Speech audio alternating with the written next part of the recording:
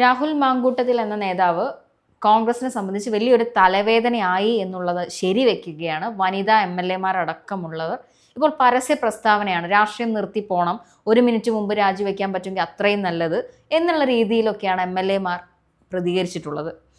എന്താണ് ഇതിന് മുൻ MLA ഷാനിമോൾ ഉസ്മാൻ അടക്കം അതിൽ പ്രതികരിച്ചു, ഘടകകക്ഷികളുടെ ബിന്ദു കൃഷ്ണ അടക്കം പ്രതികരിച്ചിട്ടുണ്ട്. അപ്പൊ എന്താണ് ഇത്തരത്തിലുള്ളൊരു മനോഭാവം? വനിതാ MLA അടക്കം അതിൽ കൂടുതൽ സ്ത്രീകളെ ചേർത്ത് നിർത്തുന്ന ഒരു പ്രസ്ഥാനമായിരുന്നു കോൺഗ്രസ് എന്നാണ് ഉമാ തോമസ് പറയുന്നത്. അപ്പം എല്ലാവരും രാഹുൽ മാങ്കൂട്ടത്തിനെതിരായോ? അതിനിടയിൽ ഞാൻ എടുത്തു പറയുന്ന MM ഹസന്റെ ഒരു മാധ്യമങ്ങളെ കണ്ടത് ഞാൻ കാണുകയുണ്ടായി. അപ്പോൾ അതിൽ അദ്ദേഹം പറയുന്നത് പാർട്ടിക്കുള്ളിൽ എനിക്ക് പറയാനുള്ളത് പറയും എന്നുള്ളത് പറഞ്ഞു. അത് പാർട്ടിയാണ് തീരുമാനമെടുക്കേണ്ടത്. ഇതിനു മുൻപും ആരോപണങ്ങൾ വന്ന MLA രാജിവെച്ചിട്ടില്ല എന്നൊക്കെ പറയുന്നു. അപ്പോൾ കോൺഗ്രസ് ഇപ്പോൾ ശരിക്കും മതിരിച്ചിട്ട് തുപ്പാനും വയ്യ, കഴിച്ചിട്ട് ഇറക്കാനും വയ്യ എന്നുള്ളൊരു അവസ്ഥകളാണ് രാഹുൽ മാങ്കൂട്ടത്തിലിനെ കാണുന്നത്. അതിനെ ശരിവെക്കുന്ന രീതിയിലാണ് ഇപ്പോൾ ഒരു മാധ്യമങ്ങളെ കാണുകയുണ്ടായി രാഹുൽ മാങ്കൂട്ടത്തിൽ. അതിന് ഈ വോയിസ് ക്ലിപ്പും റിലേറ്റഡ് ആയിട്ടുള്ള ഒരു കാര്യങ്ങൾക്കും ഉത്തരമില്ല. പക്ഷെ അവന്തിക എന്ന് പറയുന്ന ട്രാൻസ്ജെൻഡർ ആയിട്ടുള്ള അവർക്കുള്ള മറുപടിയാണ് അതിലുള്ളത്. അവരും അതിനെ പ്രതികൂലിച്ചുകൊണ്ട് രംഗത്തെത്തി. ഇപ്പോൾ രാഹുൽ മാങ്കൂട്ടത്തിൽ എന്ന് പറയുന്നത് തുടങ്ങിയാൽ നിർത്താൻ കഴിയാത്തൊരവസ്ഥയിലേക്ക് രാഹുലിൻ്റെ കഥകൾ നീളുകയാണ്. കോൺഗ്രസിന് ഇതിൽ എന്താ ചെയ്യാൻ പോകുന്നത്? ഇപ്പോൾ മാധ്യമങ്ങൾക്ക് മുമ്പിൽ വന്നപ്പോഴും ഒറ്റ ചോദ്യത്തിനും മര്യാദയ്ക്ക് ഉത്തരങ്ങളില്ല രാഹുലിന്. ആകെ പറഞ്ഞത് ഈ ഒരു ഒറ്റ കേസിന് മാത്രമുള്ള കാര്യമാണ്. മറ്റുള്ള പ്രശ്നങ്ങളും ഓഡിയോ ക്ലിപ്പും ഒക്കെ നിലനിൽക്കുമ്പോൾ രാഹുൽ മൗനത്തിലുമാണ്. കോൺഗ്രസ് ശരിക്കും ഒരു പ്രതിരോധത്തിലല്ലേ? ഇതിനകത്ത് മീര മെയിനായിട്ട് പറയാനുള്ള ഒരു കാരണം കിട്ടാനിരിക്കുകയായിരുന്നു.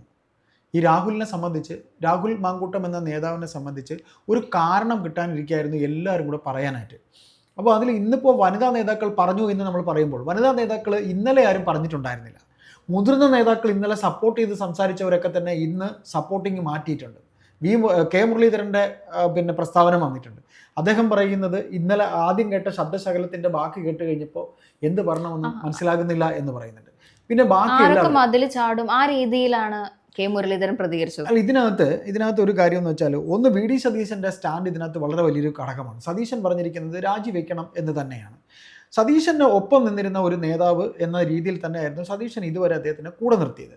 സതീശൻ ഇദ്ദേഹവുമായുള്ള അവമതിപ്പ് തുടങ്ങിയിട്ട് കുറച്ച് കാലമായി. കാര്യം വെച്ചാൽ ഈ നിലമ്പൂർ ബൈ ഇലക്ഷനിൽ ഒറ്റയ്ക്ക് പോയി PV അൻവറിനെ കണ്ടത് മുതൽ അല്ലാതെയും തന്നെ സതീശന് ഇഷ്ടപ്പെടാത്ത കുറെ ചേഷ്ടകൾ അന്ന് പറഞ്ഞില്ലേ ചേട്ടാ, VD സതീശൻ പറഞ്ഞിട്ടാണ് പോയി കാണുന്നത്? അല്ല, അത് നമ്മൾ ഈ പറയുന്ന ഇപ്പോൾ മാധ്യമങ്ങൾ ഉണ്ടാക്കുന്ന ഒരു കഥ പോലെ ഇത് VD സതീശൻ പറയാതെ ഇദ്ദേഹം പോകില്ലായിരുന്നു. ഇത് പക്ഷേ ഇപ്പോൾ അറിയാൻ കഴിയുന്നത് വേറെ ഒരു മുതിർന്ന നേതാവിൻ്റെ ശുപാർശ പ്രകാരമാണ് പോയി എന്നാണ് പറയുന്നത്. ആ മുതിർന്ന നേതാവുമായി VD സതീശന് യാതൊരു താല്പര്യവുമില്ല.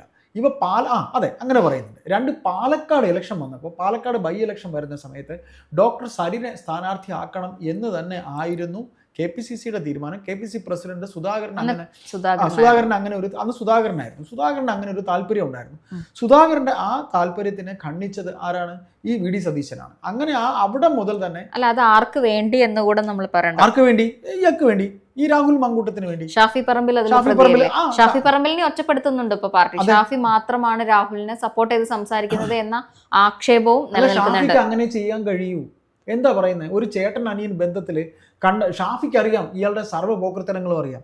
ഇപ്പം മീര ചോദിച്ചു, ഇപ്പം ഈ കണ്ട സ്ത്രീകളൊക്കെ തന്നെ അവർ പറയുന്നത് കേരളമാണ്, ഇത് കേരളമാണ്. കേരളത്തിൽ ഒരു സദാചാര വിഷയം ഉണ്ടായാൽ എല്ലാ സ്ത്രീകൾ പറയുന്നതിൽ നമ്മൾ തെറ്റ് പറയണ്ട. സ്ത്രീകൾ അത് പറയുന്നത് ശരി, സ്വാഭാവികമാണ്. ഒരു സ്ത്രീക്ക് ഇപ്പം JB മേത്തർ തിരിച്ചാണ് പറഞ്ഞത്. മഹിളാ കോൺഗ്രസ് പറയുന്നത് ആരോപണമായിട്ട് തന്നെയാണ് പറയുന്നത്. JB മേത്തർക്ക് അതിനെതിരെ ഇപ്പൊ ഞാനൊരു കാര്യം പറയട്ടെ. ഇപ്പൊ ഈ ഒരു പെൺകുട്ടി റിനു എന്നല്ലേ കുട്ടി, റിനി ആൻഡോ, ആ കുട്ടിയെ സൈബർ ലോകത്ത് ഏതെല്ലാം തരത്തിലാണ് ആ കുട്ടിയെ ഇപ്പൊ ആക്ഷേപിച്ചുകൊണ്ടിരിക്കുന്നത്? അല്ല, ആ കുട്ടി പറഞ്ഞതിലുള്ള വസ്തുത ചേട്ടൻ പരിശോധിക്കണം. ആ സെന്റൻസ് ഒന്ന് കേൾക്കണം. എനിക്ക് നേരിട്ട് ഉപദ്രവമൊന്നുമില്ല, ഉപദ്രവം ഉള്ളവരെ അറിയാന്നാ പറയുന്നത്. പക്ഷെ അതിനകത്ത് ഒരു വിഷയം എന്ന് വെച്ചാല് ആരെങ്കിലും പുറത്ത് പറയണ്ടേ? ചേട്ടാ, ഇങ്ങനെ പറയുന്ന സമയത്ത് ഞാൻ പറയട്ടെ, രാഹുൽ മാങ്കൂട്ടത്തിൽ ചെയ്തത് തെറ്റ്, അത് ഞാൻ പിന്നീട് പറയാം. നമുക്ക് വിഷയത്തിൽ നിന്ന് തന്നെ മാറല്ല. പക്ഷെ ഇങ്ങനെ പലരും ഇങ്ങനെ വന്ന് എന്നെ അത് ചെയ്തു, എന്നെ ഇത് ചെയ്തു എന്ന് പറയുമ്പോൾ സത്യമുള്ള ഒരു കേസ് പോലും തെളിയിക്കാതെ പോകും. ഞാനൊരു കാര്യം പറയട്ടെ. ഇവിടെ ഹേമ കമ്മിറ്റി റിപ്പോർട്ട് വന്നപ്പോൾ എത്രയോ പേര് ഇനിഷ്യേറ്റ് ചെയ്ത് അങ്ങോട്ട് വന്ന് പറഞ്ഞില്ലേ? നടൻ സിദ്ദിഖ് എല്ലാവരും പിൻവലിച്ചില്ലേ? ഇന്നിപ്പോൾ ആർക്ക് എന്ത് പറയാനുണ്ട്? നടൻ സിദ്ദിഖിനെതിരെ സുപ്രീം കോടതിയിൽ വരെ ജാമ്യത്തിന് സിദ്ദിഖിന് പോവേണ്ടി വന്നു അല്ലേ? എന്നിട്ട് ഇപ്പൊ എന്തായി? എത്ര കോടി രൂപ ചെലവഴിച്ച് സർക്കാർ അവസാനം ഒരു കോൺക്ലേവ് വരെ വെച്ച്, എന്നിട്ട് ആ കോൺക്ലേവിൽ വന്ന് സംസാരിച്ചവർ എന്താ സംസാരിച്ചത്? സർക്കാരിന് ഇപ്പൊ അതിൽ എന്താ ചെയ്യാനുള്ളത്? അതിൽ വന്ന റിപ്പോർട്ടിൽ എത്ര പേജ് കാണാനില്ല അല്ലേ? അപ്പൊ ഇതില് ഈ ഒരാൾ ആരോപണം ഉന്നയിച്ചാൽ, ഇപ്പൊ മാലാ പാർവതി എന്ന് പറഞ്ഞൊരു നടി അന്ന് ആദ്യം ഇനിഷ്യേറ്റ് ചെയ്ത് ഇതിനെക്കുറിച്ച് ആരോപണം വന്ന് പറഞ്ഞതാണ്. എന്നിട്ട് മാലാ പാർവതി തന്നെ ഞാൻ അത് പിൻവലിക്കുന്നു, എനിക്കിങ്ങനെ പോലീസിന്റെ ചോദ്യം ചെയ്യലിന് പോകാൻ വയ്യ, സ്പെഷ്യൽ ഇൻവെസ്റ്റിഗേഷൻ ടീമിന്റെ മുന്നിൽ. അതെന്തുകൊണ്ടാ? ഇത് തന്നെയാണ് ഇവിടെ. ഒരാൾ പറയാൻ കാത്തിരിക്കും, ബാക്കിയുള്ളവർ പറയാനായി. അല്ല, പറയുന്നവരാരും മുന്നോട്ട് വന്ന് പറയുന്നില്ല. സ്വമേധയാ എടുത്ത കേസുകൾ മാത്രമേ എങ്ങനെ പറയും? ഇത്രയും കൊട്ടിഘോഷിച്ച ഒരു സംഭവത്തിൽ ഒരു പെൺകുട്ടി ഇയാളാൽ പീഡിപ്പിക്കപ്പെട്ടു എന്ന് വന്ന് എവിടെ പറയും? അത് പറ അത് പറയോ?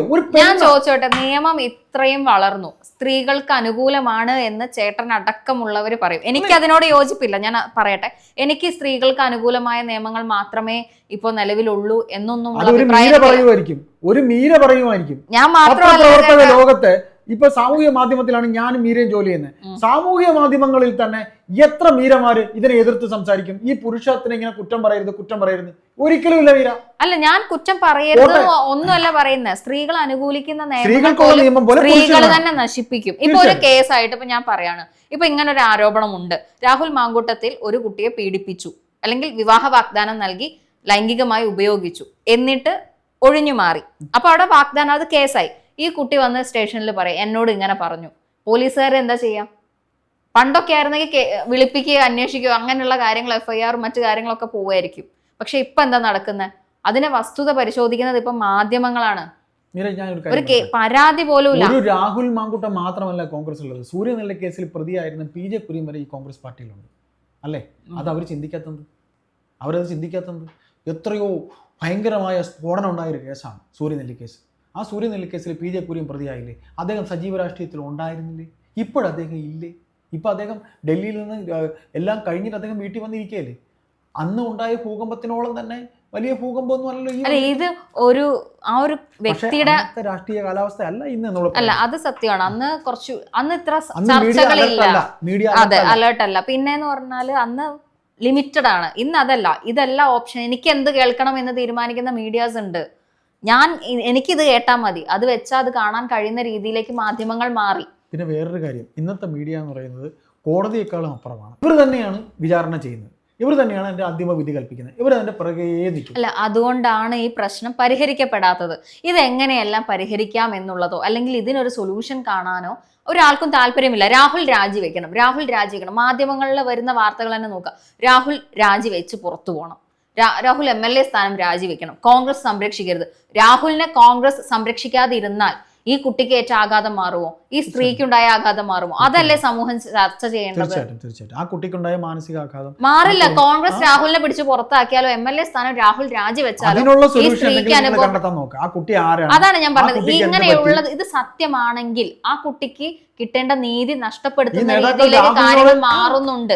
അത് പാടില്ല. രാഹുലിനോട് ചോദിക്കണം ഇത് ഏത് കുട്ടിയാണ്. അല്ല, അതിലെ ഒരു കാര്യം, രാഹുൽ ഈ വോയിസ് ക്ലിപ്പിനെ കുറിച്ചൊന്നും ഇന്ന് മാധ്യമങ്ങളോട് സംസാരിച്ചില്ല. അതൊരു തെറ്റ് തന്നെയാണ്. ഇന്ന് മാധ്യമങ്ങൾക്ക് മുമ്പിൽ വരുമ്പോൾ ഒന്നിനുള്ള ഉത്തരം മാത്രം പോരായിരുന്നു. ഇതിനിപ്പോ എത്ര ദിവസം രാഹുൽ എന്നുള്ള ഈ വിഷയം എത്ര ദിവസം മുന്നോട്ട് പോകുമോ അത്രയും ദിവസം മുന്നോട്ട് പോട്ടെ. അവന്തിക ചോദിച്ചല്ലോ, എന്തുകൊണ്ട് എന്റെ കാര്യം മാത്രം പറഞ്ഞു, ബാക്കി മറ്റുള്ളവരുടെ കാര്യം. മീഡിയ ചോദിക്കുന്നുണ്ട് എന്തുകൊണ്ടാണ് അത് പറയാത്തത്. അല്ലെങ്കിൽ രാഹുലിന് പറയാമായിരുന്നു, എനിക്ക് എതിരെ വരുന്ന സ്ക്രീൻഷോട്ടുകളും വോയിസ് ക്ലിപ്പുകളും ഒന്നും ശരിയല്ല. എനിക്കറിയില്ല, ഞാൻ എന്റെ വ്യൂ ആണ് പറയുന്നത്. അതിന്റെ ഉള്ളിൽ നടക്കുന്ന ആക്രമണമൊന്നും നമുക്കറിയില്ല. പാർട്ടിയാണ്, ഉൾപാർട്ടി രാഷ്ട്രീയം ഒരുപാട് കളിക്കുന്നുണ്ട് എന്ന് അവർ പരസ്യമായി തന്നെ പറയുന്ന ഒരു ഘട്ടത്തിലാണ് സംസാരിച്ചു തുടങ്ങിയടത്തേക്ക് തന്നെ പോവാം. ഇപ്പോ MM ഹസന്റെ ഒരു സ്റ്റേറ്റ്മെന്റ് പറഞ്ഞല്ലോ. MM ഹസൻ പറഞ്ഞതുപോലെ പാർട്ടി തീരുമാനം എടുക്കട്ടെ എന്ന് പറഞ്ഞ പോലെ രാഹുലിന്റെ കയ്യിലും ഇവിടെ രാഹുലിനെതിരെ പറയുന്ന പല MLA മാർക്കുമെതിരെയുള്ള ചില അതീവ രഹസ്യമായ ചില ഡോക്യുമെന്റ്സ് ഉണ്ട് എന്നും ഇപ്പോൾ പറഞ്ഞു കേൾക്കുന്നുണ്ട് രാഹുലിന്റെ അടുത്ത്. അതാണ് ഇപ്പൊ MM ഹസൻ പറഞ്ഞതുപോലെ ഇതിലും വലിയ ആരോപണങ്ങൾ വന്നവരുണ്ട്. അവർ രാജിവെച്ചിട്ടില്ല. ഞാൻ പറഞ്ഞ PJ കുര്യൻ നിൽക്കുന്നില്ലേ? ഇപ്പൊ വേറെ M വിൻസെന്റ് നിൽക്കുന്നില്ലേ? മറുപക്ഷത്താണെങ്കിൽ M മുകേഷ് നിൽക്കുന്നില്ലേ? അല്ല, ഇത്തരത്തിൽ ഞാൻ ഒരു രീതിയിലും പ്രസ്ഥാനത്തെ കുറ്റം പറയുകയല്ല. ഈ രീതിയിൽ പരാതികൾ കൊടുത്തു എന്നൊക്കെ പറയപ്പെടുന്നു. ഷാഫി പറമ്പിലിന് പരാതി അറിയിച്ചിരുന്നു, VD സതീഷിന് പരാതി അറിയിച്ചിരുന്നു എന്നൊക്കെ പറയുന്നു. ഇത്തരത്തിൽ കിട്ടിയ പരാതികൾ ഇതുവരെ നടപടി ഇവരാരും എടുത്തിട്ടില്ല. AICCക്ക് വരെ എടുത്തിട്ടില്ലെന്ന് പറയുന്നു. അത് അങ്ങനെ സംഭവിച്ചെങ്കിൽ ഇപ്പൊ ഇതിന്റെ ഉള്ളിൽ നമ്മളറിയാത്ത ഒരുപാട് കാര്യങ്ങളുണ്ട് എന്നല്ലേ മനസ്സിലാക്കേണ്ടത്.